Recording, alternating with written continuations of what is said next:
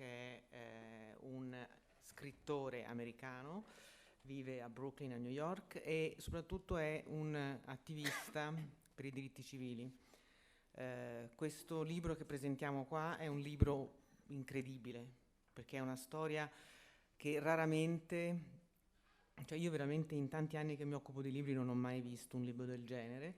Questa è l'edizione inglese che potrete già, poi vedrete, vi facciamo vedere delle cose che in un libro italiano io non ho mai visto, e si vede già da qui queste pecette nere.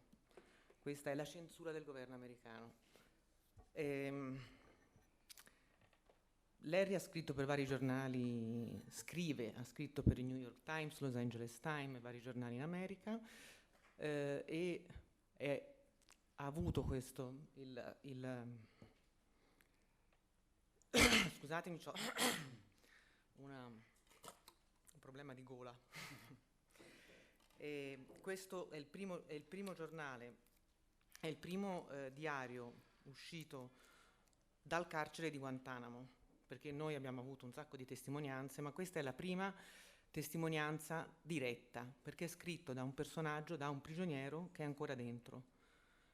Poi Larry vi racconterà come lui è riuscito a entrare in possesso, e lui ha editato in verità cioè è coautore, diciamo così, e ha editato questo diario scritto in inglese da una persona che l'inglese l'ha imparata a Guantánamo dai propri carcerieri, in sostanza.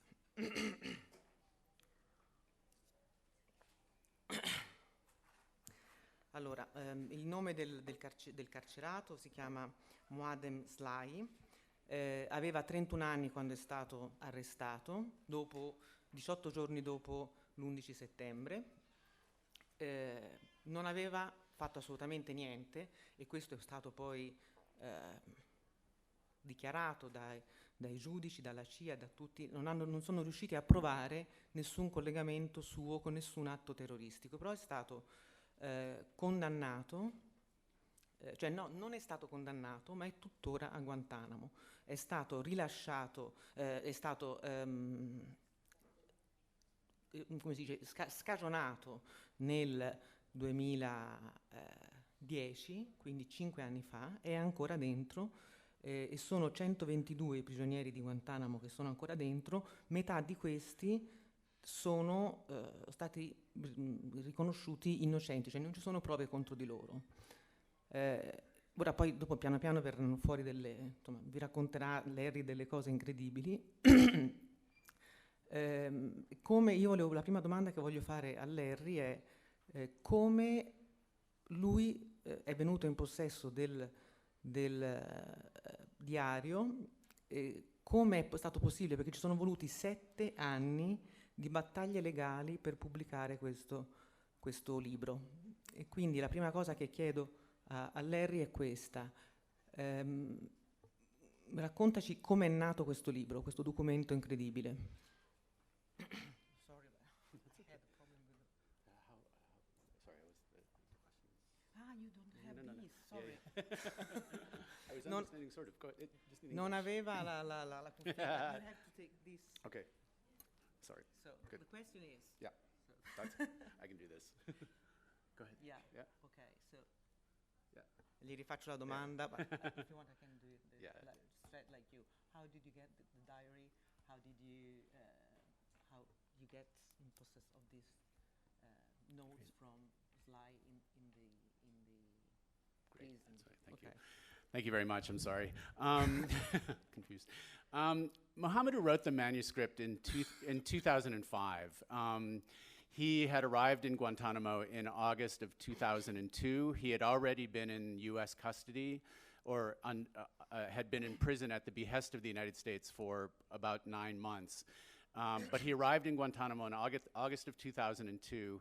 In 2003 to 2004, he endured one of the most kind of meticulous, stubborn, well-documented cases of torture in Guantanamo. He was one of 2 people who were singled out for what they called special projects in Guantanamo, and that is that they had a specific interrogation plan that was designed for him. It went through many drafts over a period of months. It was signed all the way up to the level of the Secretary of Defense, Donald Rumsfeld, approved his torture. That happened from 2003 to 2004. In 2005, he was still in the same isolation hut that he had been dragged into during this torture. But he was finally given the opportunity he actually was able to grow a garden. One of his interrogators helped him learn how to grow a garden, and he was given some material, so he started writing some pages, and he knew he was finally going to be able to meet his attorneys in March of 2005, the first time he had had any contact with anybody from the outside world. And his attorneys came, and he handed them about 90 pages that he'd written about his story. And it was amazing, and they said, go back and write some more. So over the summer of 2005, he wrote a 466-page manuscript, and I can just show you what a couple of the pages looked like.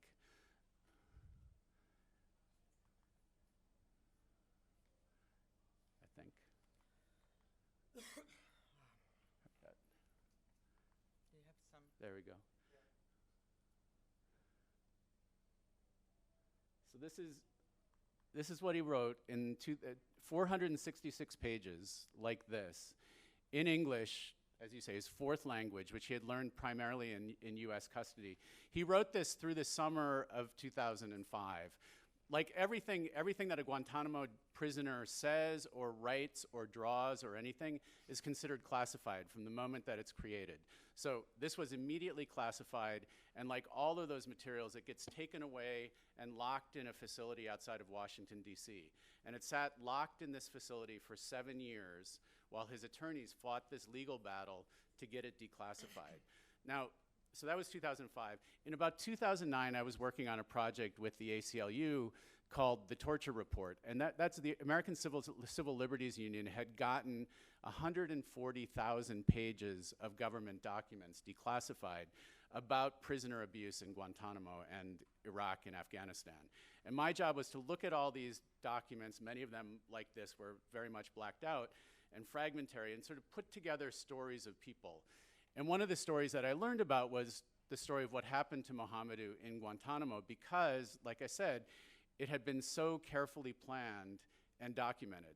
It's a very strange habit that torturers have always had throughout history, that they write down everything they do, and they leave behind these big archives. So I had known his story by 2012, and I'd also heard little tiny bits of his voice because the government had released, also because of Freedom of Information Act litigation, transcripts from his hearings before the review boards in Guantanamo in 2005.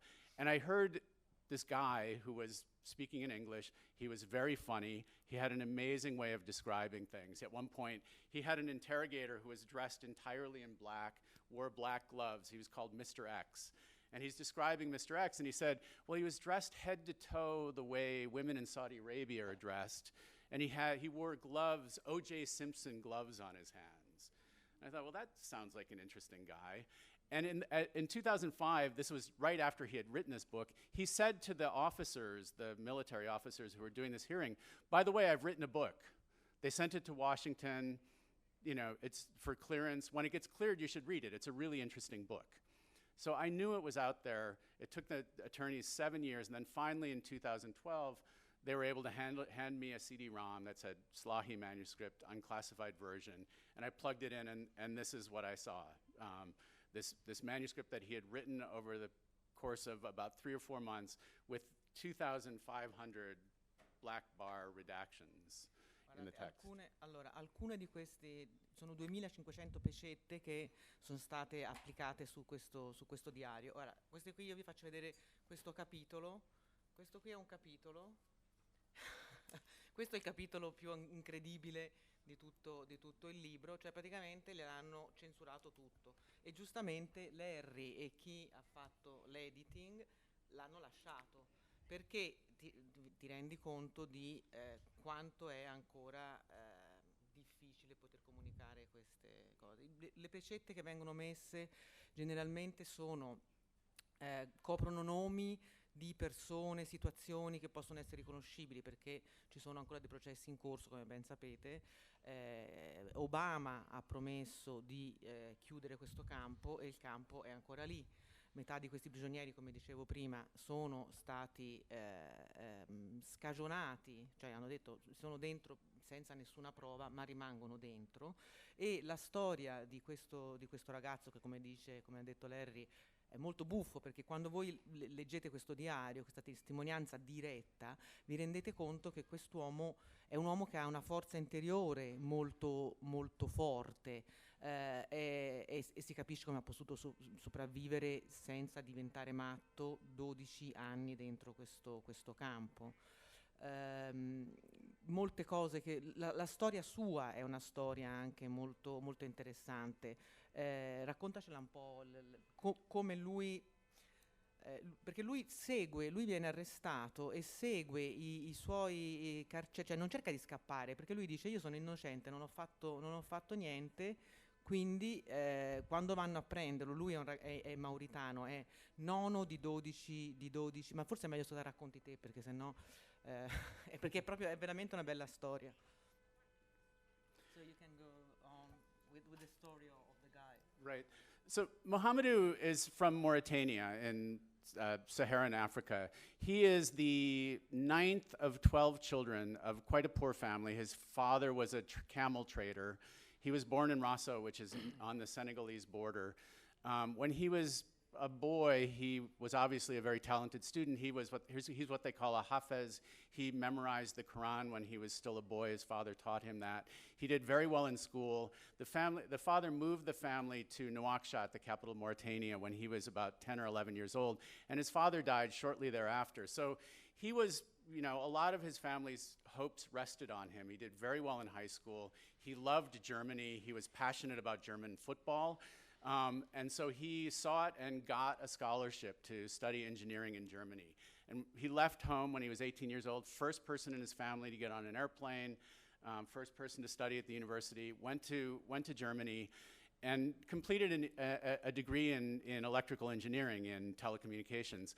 When he got to Germany in 1989, in 1991, he did something that a lot of young men in Europe were doing at the time, which was he went to Afghanistan to join the Mujahideen who were fighting the communist-led government in Afghanistan. And he trained at an al-Qaeda camp at a time when al-Qaeda was an ally of the United States. We were actually supporting, he described actually getting training in mortar fire, and the shells that they were using in their training had big cases that said made in the USA.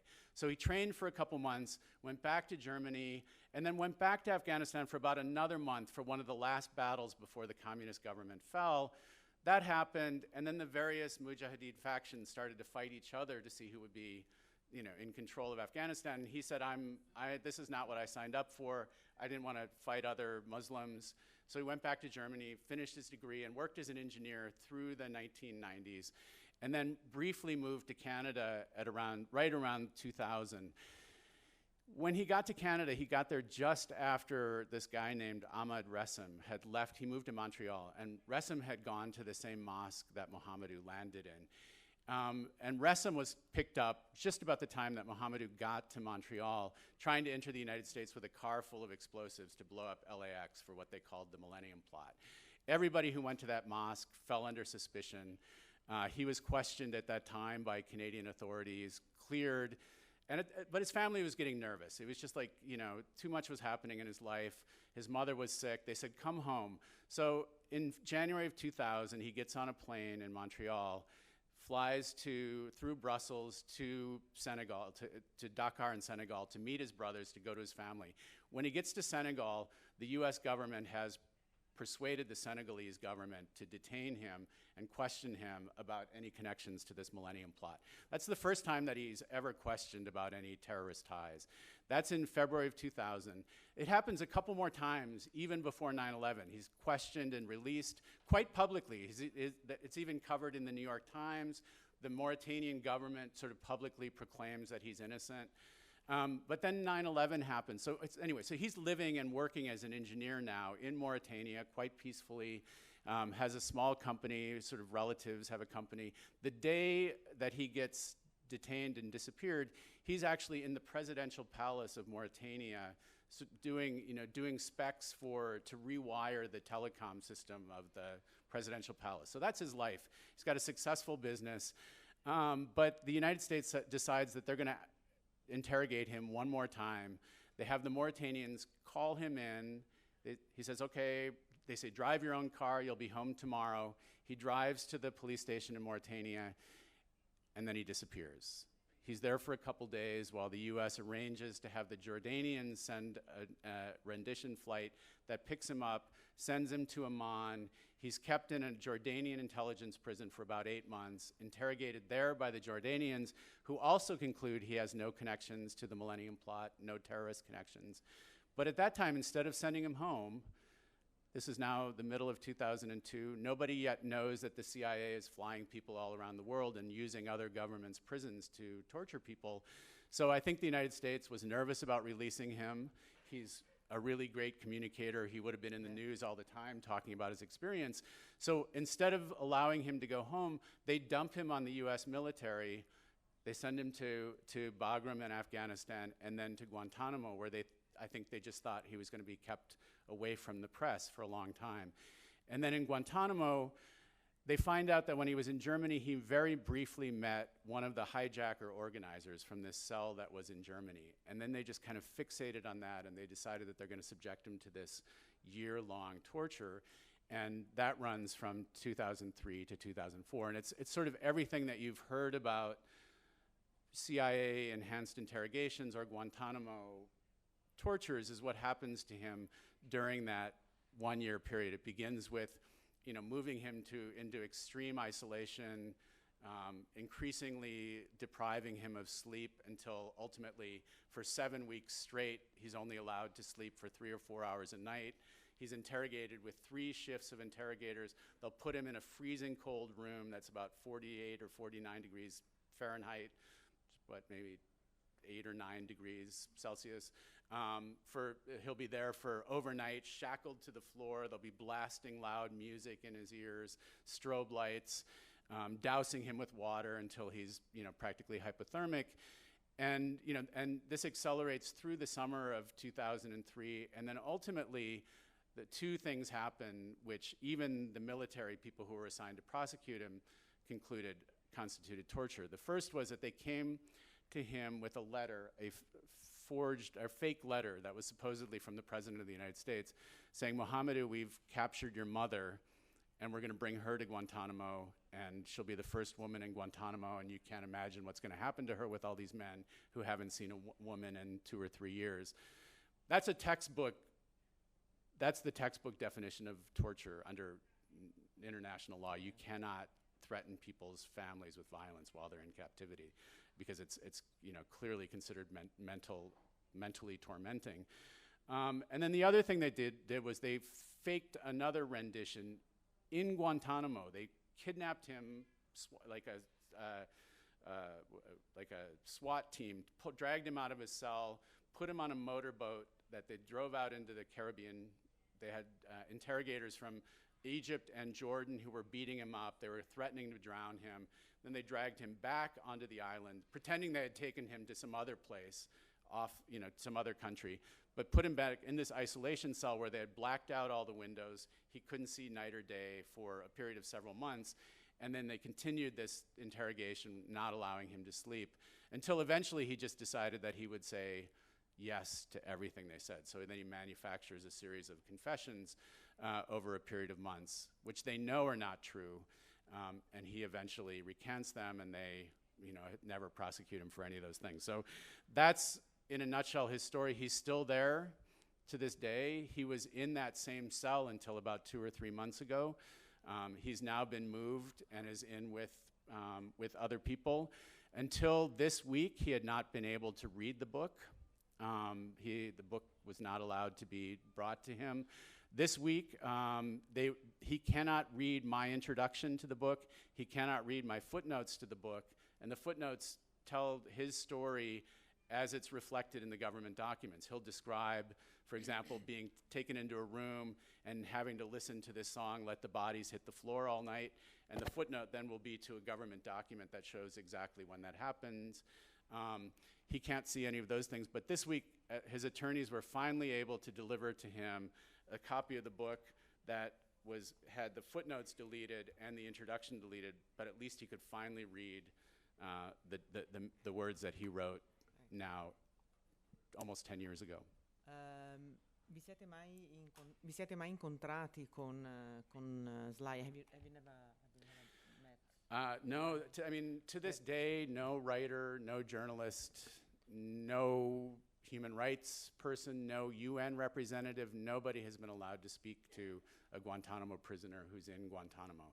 The only people who have spoken to the prisoners there are their attorneys, approved by the U.S. government, and they all have to have top secret security clearances, and that means that they can't talk about what they experience. Everything that they experience with their clients has to be declassified.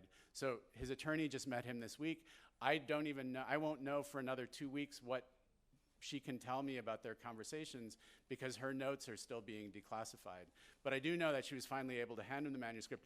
I did ask to meet him several times, and then I made an official request after I had spent a year and a half editing his manuscript, and I think it's the right of every writer to approve how their words appear in print. So I asked for just one meeting with him. I said, I'll abide by whatever security conditions you want. I won't tell anybody. I just want to have the meeting so I know that what I've done with his manuscript is okay with him.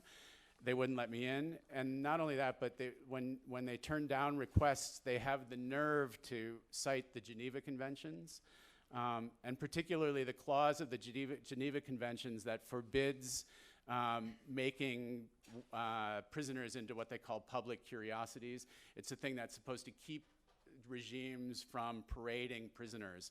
Now this is a guy this is his own book that he wrote for a public audience, and they had the nerve to use that as the explanation for why I wouldn't be able to meet with him. Io la prima volta che ho sentito parlare di questo libro era alla presentazione che è stata fatta a Londra all'inizio dell'anno e era stata supportata, diciamo che è stato un grande aiuto del Guardian. Ci sono stati molti personaggi pubblici che hanno fatto delle letture di questo libro, a cominciare da Colin Firth, e poi anche in America sono continuate queste letture del libro. E una delle cose che mi aveva colpito, perché a Londra c'era anche il fratello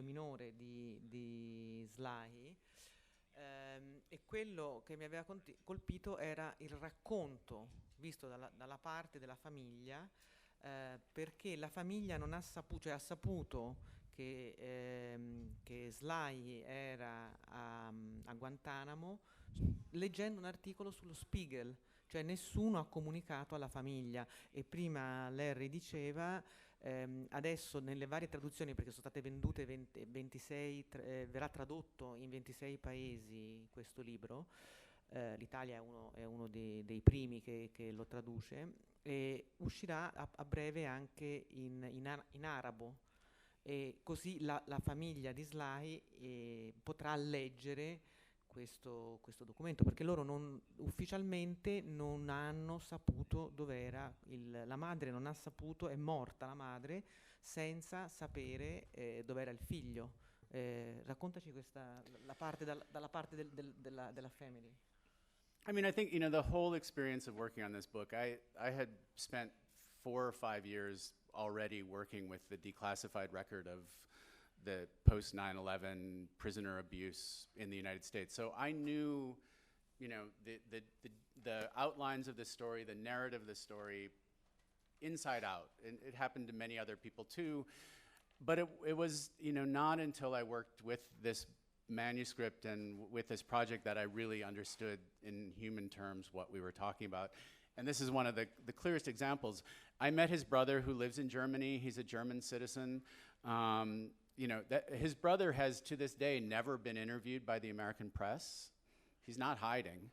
But the American press never sought him out to to get his family side of the story. And I met him and we were talking and he told this story. He said, you know, when Mohamedou drove to the police station and then within a week was on a plane and sent to Jordan, and then 8 months later we picked him up in Jordan, sent him to Afghanistan, then sent him to Guantanamo.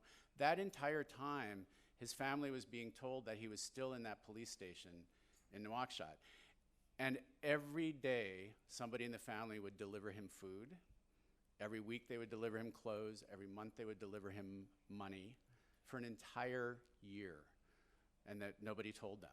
And I'm sure the government of Nouakchott was told by the United States not to tell anybody. But so when Yadi, his brother, he said when he picked up the newspaper in Der Spiegel in October of 2002, there's this article about German connections in Guantanamo, and it ends with this image of his brother in a wire cage in Guantanamo. That was the first they had heard. And Yadi he told me he was furious. But he wasn't angry at the United States. He was angry at the local police for stealing the family's money for all this time. And he called up, you know, he said he called my family, and I just was like, these people are thieves. And his family was so freaked out, they kept hanging up the phone because they assumed that their phone was tapped. You can imagine what it would be like to find out that your son was actually in Guantanamo, and you realize the size of the forces that are shaping your lives. You know, and that's one of the ways in which, you know, I came to understand the human experience. And the other is just from the manuscript itself. And I have to say, there are a couple of aspects about this book that I think make it absolutely remarkable. One is that you can have an idea of the reach and the scope of American power, you know, but when you read this story of one person who's buffeted and thrown around the world from, you know, through this sort of global archipelago of black site secret prisons that are all kind of organized and serving the interests of the United States, even though they're in sovereign countries that are supposed to have their own legal systems, you know, then you get an image, then you get a sense as an American of what this empire is like that you're living inside of. So that was the first thing. But the other thing is, like, in all of the documents that I'd ever read, I could never figure out, as an American myself, how I fit into this. You know, I could never see myself in this story. I couldn't identify with the prisoners. I certainly couldn't identify with the captors and the torturers. I couldn't figure out, it was like an alien species, but I knew these were my fellow countrymen and women. But you read this book, and what Mohamedou does in this book, which I think is the greatest achievement of the book, is he not only maintains his own humanity in this incredibly dehumanizing world, but he helps everyone around him maintain or recover their humanity as well. And so the book is full of these relationships that he develops with American guards and interrogators that move far beyond anything that you are imagining if you're thinking of a book about torture in Guantanamo. And there's just, it's full of scenes in which these personal connections get made. A couple examples. One of his guards, for this entire year when he's in this isolation, he's not allowed to pray. You know, and he's a very faithful, practicing Muslim. He's not allowed to say his prayers for an entire year. When the pressure finally eases up and he starts to be able to communicate with his guards, he says, why did you do that? Why would you ever do that? Why would you just, you know, carry out an order that you know is illegal? And quite poignantly, this young man, an American, one of my countrymen, says, I knew what I was doing was wrong. I knew it was illegal. I could go to hell for what I did to you. That was an amazing moment. And then there's another moment where there's a female interrogator, and another astonishing part of the book, and one of the things that they redact or cross out throughout the book is they try to hide the fact that a lot of his interrogators are women. So they'll cross out she and her, so to try to hide the sex of the interrogators. But that's because women are used strategically as interrogators, up to and including sexual assault and molestation. So there's a couple scenes in which female U.S. professional soldiers, women, are apparently required by the chain of command to take off their uniforms and do lap dances and sexually assault and, you know, and molest Mohamedou for several hours. And one of these women becomes quite close to him over a period of months, and becomes quite upset about what happens to him. And she's to the point that she's taken off his case, but then reappears later. And at that point she says to him, they're having this kind of amazing conversation, and she says, do you hate my government? And he says, no, I hate no one. And she says, I would hate my government if I were you. And I'm haunted by her. You know, you think about the censorship of Guantanamo, which has been used to keep us from hearing the voices of the prisoners, has also been used to keep us from hearing the voices of the soldiers, the interrogators, the guards who have worked there. All of them have to sign these incredibly strict non-disclosure agreements. They can go to jail if they talk about their experiences there. And they're now living lives all through my country, carrying the burden of what they've had to do, and they can't even talk about it in their own communities. Ci sono alcuni passaggi veramente molto toccanti. Uno dei passaggi più incredibili, a parte il racconto di quello che succedeva dentro il campo, era anche una delle cose all'inizio, quando Mohamedou viene preso e gli mettono un pannolone, che credo che sia una delle umiliazioni più terribili che un essere umano può, cioè oltre a tutto quello che gli hanno fatto poi quando era dentro Guantanamo, cioè volare con un pannolone perché non ti permettono di andare in bagno e quindi tu devi far pipì dentro questo pannolone. Lui dice che riesce a tenerla fino, cioè non poteva pensare di fare questa azione, no? E sono queste piccole cose dentro il libro che ti fanno pensare veramente alla vita di queste persone e come uno può per 12 anni vivere in queste condizioni. Una cosa che mi interessava di capire da Larry è diciamo, dai taccuini che gli avvocati hanno portato fuori da Guantanamo, dopo 7 anni di battaglie legali sono riusciti a declassificarli e quindi a ottenere questi taccuini che avete visto con tutte le pecette.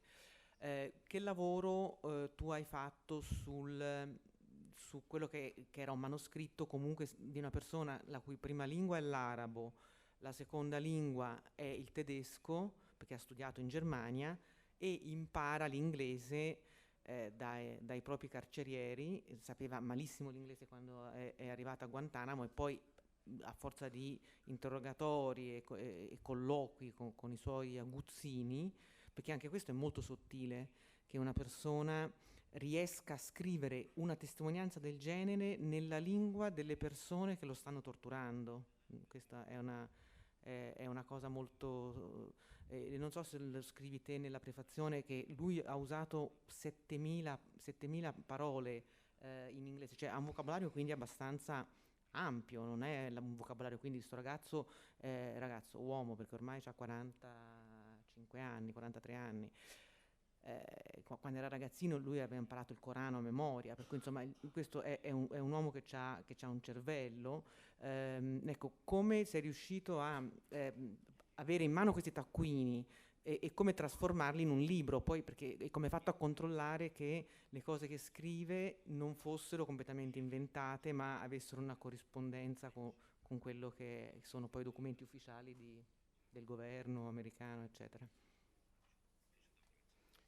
It's a great question. I mean, you know, I spent 2 years learning to trust Mohamedou, you know, in a way.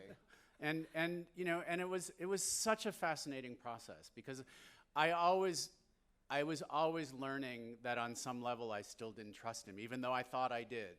You know, and so you come up against your prejudices and your preconceptions. But so I knew when I got the book and I read it, the first thing that struck me was how incredibly accurately he reports his story, because we have this whole record of his story that I had spent a couple years reconstructing. So he says at one point, I've only tried to tell my story. I've tried neither to exaggerate nor to understate what happens to me. Well, he does that. He does not exaggerate. If anything, he does understate. He doesn't even recount some incidents that are in the public record. So I knew that day to day when he was describing what happened, that he was a reliable narrator.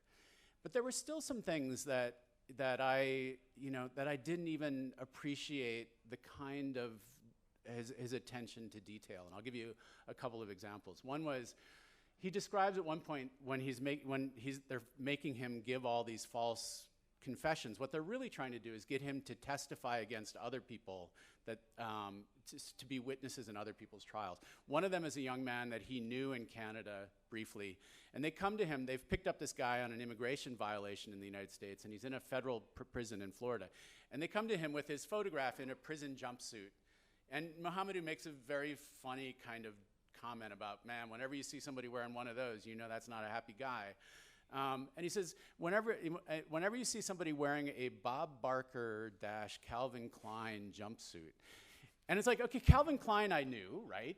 Bob Barker is like a weird game show host in the United States. He's just a kind of a pop culture figure. I could not figure out what in the world Mohamedou was referring to him for. And it was like one of those times where I kind of phoned it in. I got a little bit lazy, and I didn't think that was a significant little detail. So I brought the manuscript to my editor at Little Brown, and we were reading through it, and at one point he says, well, what's this Bob Barker thing? And I said, I haven't quite figured it out. I'll look it up. He turns around and he just Googles Bob Barker at his desk, and it turns out Bob Barker Incorporated is the largest manufacturer of prison jumpsuits in the United States. So Mohamedou was just accurately reporting a fact that I didn't, and it was just like, and so this would keep happening to me. And then there was another time where I described the scene where he's being sexually assaulted by this female interrogator, and at the end of it, her supervisor comes in. He's goes on kind of a mini hunger strike. Psychologically, you can understand why. It's the only way that you can kind of assert control over your own body. So he's refusing to eat. The supervisor comes in and says, go ahead, hunger strike, you're not gonna die. We're gonna feed you up to your ass, was what he wrote. And I thought, well, he must have meant up your ass. He has a funny part later where he talks about how difficult prepositions are in English. So, okay, he didn't mean up to your ass. He said up your ass. But I had an argument with the editors at Slate who ran excerpts originally, and they were like, and they didn't want to do anything that made it look like we were embellishing the manuscript or making Mohamedou look better than he was. So they were pushed back on this thing about, they said, well, maybe he means like metaphorically up to a certain level in your body or something. I said, no, I know guys who talk like that. They just threaten to shove things up your ass. That's just the way guys talk. I never for a moment thought that they were actually threatening a real procedure. And I didn't know until December of this past year when the Senate, the US Senate finally declassified and released the summary of its 6,000-page investigation into CIA black site tortures, that the United States had been practicing something that they called rectal rehydration, which was forcibly feeding people rectally, not as any kind of real nutritional thing, but as essentially as rape, as an assault that they were doing. So when I had read this, the book was already almost out. I had gotten it right in the sense that the guy said, we're gonna feed you up your ass. I thought it was just an expression. I did not even know until days before the book came out that actually that was a literal thing that was going on. So it was that kind of process where at every turn I would find out that the story that he was telling was deeper, and his reporting was both more accurate and smarter than I'd given him credit for. And I just, to add one more thing to all this, and it's just that, I'm a writer first. That I've come to my human rights life through writing. And the thing that grabbed me about Mohamedou's manuscript from the very beginning was that he is a writer. He processes the world as a writer. He experiences things the way that good writers do, which is through all 5 of your senses. He tells stories that draw on all of his physical experience, all of his emotional experience. He has a full emotional vocabulary. So he has this actually quite limited vocabulary because it's in his 4th language, but it has this full range of emotional nuance. He has a great sense of irony. He has a tremendous sense of beauty. There are some incredibly just beautiful descriptions of a sunset in Nouakchott, Mauritania after a dust storm, things like that, where just, you know, those things come out. And finally, the last thing to say is he just loves language. He's just fascinated by language. So I think one of the things, two things sustain him during his time in Guantanamo, up till this moment. One is his incredible deep faith. And the other is just this incredible curiosity about people and especially about language. And I knew just early on, there's this scene where they pile these 35 men in a plane in Bagram, as you say, diapered, shackled, hooded, earmuffs. They fly them on a 30-hour flight. They send them through Turkey and then to Guantanamo. They land there, they're piling them, just literally like piling them into trucks to drive them.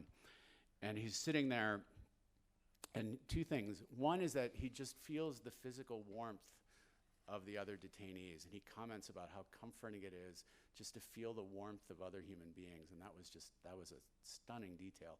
And then the guards are all yelling, "Do not talk, sit down, shut up, cross your legs," all this stuff. You know, and he still doesn't know English very well, but he's got one male guard keeps yelling, "Do not talk," and a female guard keeps yelling, "No talking." And in the middle of all this, he stops himself and he said, "I noticed that that they give the same order two different ways. That's interesting." And I thought, the kind of a person who can be in that situation and at that emotional and physical extreme, and yet be pulled out of himself by a fascination with language, the way people talk, that's an extraordinary character, and that voice just carries through the whole book. So my job in editing the book was just to be true to that voice as much as I could. There was some reordering that was necessary because he started the story for logical, dramatic purposes with that flight and sort of came up to the present. And then he went back and started telling his story in a couple flashbacks to when he first went into detention. So I sort of integrated those sections. And I, you know, did what I knew he would want me to do, which was clean up mistakes and just try to, you know, make it so this voice just sang. And it was a process of listening to it over and over and over again. And I think from the time that I did a first edit until the time that the book came out, I spent most of my time correcting my own mistakes from that first edit. Things that I had that I had edited that I ended up unediting. So it was like I had done an edit and then it kept moving closer and closer and closer to the original. As I learned more and more how powerfully the original itself spoke. Io, prima di chiudere, perché poi vi lasciamo un po' di spazio se qualcuno vuole fare delle domande, volevo leggervi una delle parti finali del libro che secondo me sono, vi danno anche l'idea di com'è questo personaggio. Le crisi fanno emergere il meglio e il peggio delle persone e anche nelle nazioni. Davvero il paese guida del mondo libero, gli Stati Uniti, ha torturato dei prigionieri, o i racconti delle torture fanno parte di un complotto per presentare gli Stati Uniti sotto una luce sinistra, così da suscitare l'odio del resto del mondo? Non so neanche bene come trattare questo argomento. Io ho scritto soltanto di quello che ho sperimentato, di quello che ho visto e appreso di prima mano. Ho cercato di non esagerare e di non minimizzare, ho cercato di essere il più giusto possibile verso il governo americano, verso i miei fratelli, verso me stesso. Non mi aspetto che chi mi conosce mi creda, ma mi aspetto che mi conceda almeno il beneficio del dubbio. E se gli americani sono disposti a difendere i valori in cui credono, mi aspetto che l'opinione pubblica faccia pressione sul governo perché apra un'indagine sulle torture e sui crimini di guerra. Questo ovviamente l'ha scritto prima che il Senato americano rilasciasse i documenti e tutto. E poi c'è un'altra parte molto... perché lui dice, un prigioniero come me costa al governo americano $1 milione di dollari l'anno. Continuano a tenerci dentro senza un motivo. Lui scrive: molti dei miei fratelli qui stanno perdendo la ragione, specie i più giovani, per via delle condizioni di detenzione. Mentre scrivo queste parole, molti fratelli stanno facendo sciopero della fame, decisi a continuare qualunque cosa succeda. Sono molto preoccupato per questi fratelli che stanno in pratica morendo di fame sotto il mio sguardo impotente e hanno la certezza che patiranno danni irreversibili anche se alla fine sceglieranno di ricominciare a mangiare. Non è la prima volta che abbiamo fatto uno sciopero della fame, io ho partecipato a quello del settembre 2002, ma il governo non sembrava dare molto a queste iniziative. E i fratelli continuano a scioperare per le stesse vecchie e nuove ragioni e non si intravede nessuna soluzione all'orizzonte. Queste sono le sue parole finali, però in verità c'è una chiosa ulteriore che lui fa e che vorrei che la leggesse Larry in inglese, perché questa è la chiave poi anche di tutto questo libro e di tutta questa operazione. This one. The one we were talking about. Absolutely. So Mohamedou wasn't able to contribute anything new to this process. And again, it's important to emphasize that that hunger strike that he was describing was in 2005. You know, now there continue to be several dozen men who are hunger striking constantly in Guantanamo. And so the idea that, you know, that was 15 years ago and we're still where we were is, you know, one of the most incredible things. He was able to get a message out through his attorneys right before publication. And so at the very end of the book, there's an author's note. And it says, in a recent conversation with one of his lawyers, Mohamedou said that he holds no grudge against any of the people he mentions in this book, that he appeals to them to read it and correct it if they think it contains any errors, and that he dreams to one day sit with all of them around a cup of tea after having learned so much from one another. E questo è, cioè il suo sogno è di potersi sedere intorno a un tavolo con i suoi torturatori poi alla fine e di poter bere una tazza di tè insieme e capire cosa è successo. Ora bisogna vedere quanto poi c'è di retorico in questo, ma insomma anche semplicemente il fatto di poterlo scrivere in un libro ha una sua... Cioè non è un libro di vendetta, non è un libro di niente, è un libro in cui si raccontano dei fatti, è veramente molto, molto forte. Se qualcuno vuol fare delle domande a Larry, cioè veramente Larry poi ha una storia, il suo primo libro è stato un libro sugli immigrati messicani che passavano il confine in America. Il secondo sulla tortura negli Stati Uniti dopo l'11 settembre, per cui insomma è veramente un passionate, come si dice in inglese, cioè proprio una persona molto appassionata al suo lavoro, al suo impegno civile per i diritti civili, per cui ce l'avete qui, usatelo e chiedeteli quello di cui siete curiosi di sapere, insomma.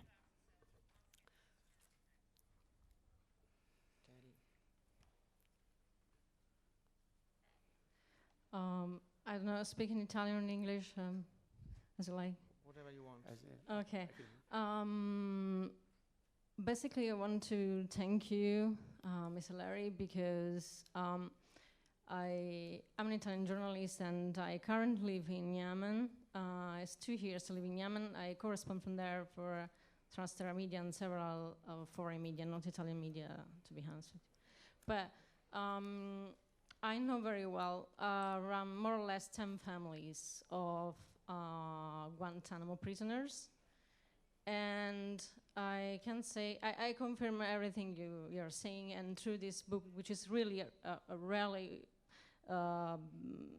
something very rare, because we have only the letters that the detained they send to their families, and the letters are exactly how his this book, and everything is erased, or there's something that we can read it.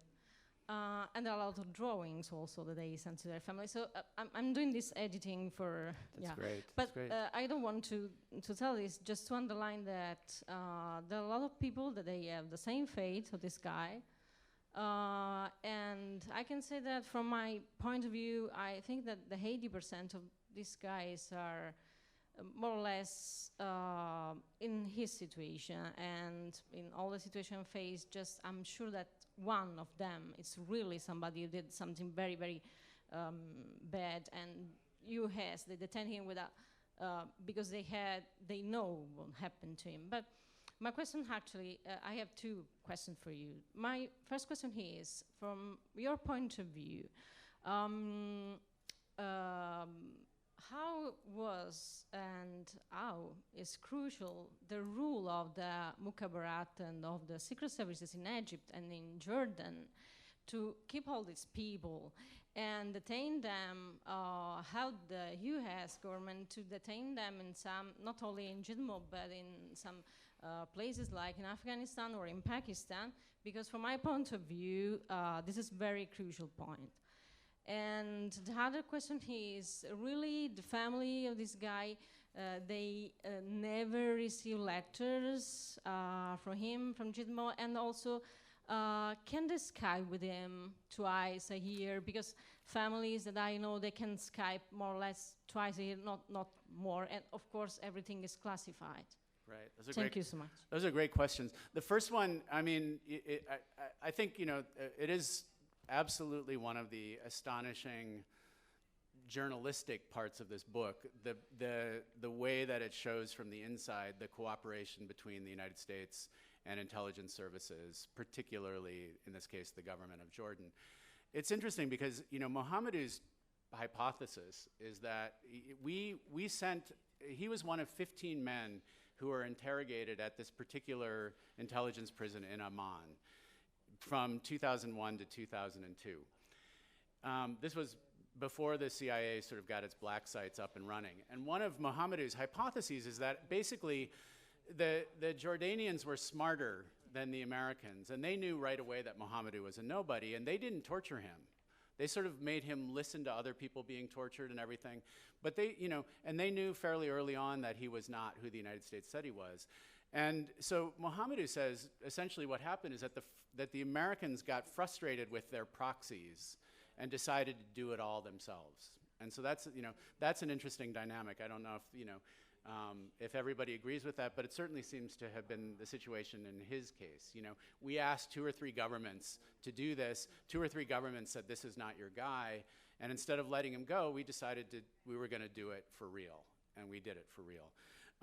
As far as communications go, he was, and actually, speaking of Jordan, there's, in Jordan, there's a scene where after, you know, at one point, they throw his stuff and say, grab your stuff, we're moving you. And he thinks that he's about to be released. Instead, they take him down to the basement, and they hold him in the basement for some days. And he realizes they actually forgot to take down off the wall, but there's like prison instructions about International Committee of the Red Cross visits. And he sees them, and and then this starts to happen like once every month or something. They take him down, and he realizes what they're doing is they're hiding him from the ICRC, which of course has the mandate to visit prisoners everywhere. And so they're keeping him off the books. So the whole structure of his detention interrogation was to keep him absolutely incommunicado from everybody. The United States does the same thing. There's minutes from an ICRC meeting with General Miller, the commandant of Guantánamo, in September of 2003, right when this special project interrogation is going on, where the ICRC delegation is specifically asking about him. And the general is saying, you can't visit him, it's a matter of military necessity. So he was not able to send a letter to his family or to receive a letter from his family in 2004. At that time, they finally delivered a letter that had been written about 8 months before then. He got his first Skype call with his family in 2008. Actually, the Der Spiegel had a reporter there when that happened. And those happened twice a year at the beginning, like with everybody. It moved to, you know, once a month. And that's the situation now. So about once a month, he speaks with his family in Mauritania and his brother in Germany. They're all connected by Skype.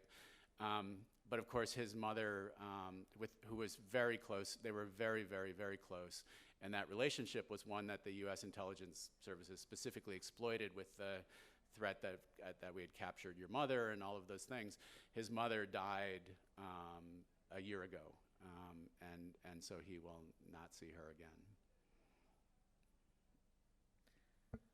Allora, io mi devo scusare con chi volesse fare delle altre domande, perché la sala, bisogna lasciare la sala subito, entro le 6, e quindi chi vuole parlare ancora con Larry volesse fare altre domande o vuole una copia del libro firmata, facciamolo fuori, quindi se vi chiedo semplicemente questo, grazie a tutti, grazie per aver partecipato e grazie mille a Larry per questa bella testimonianza.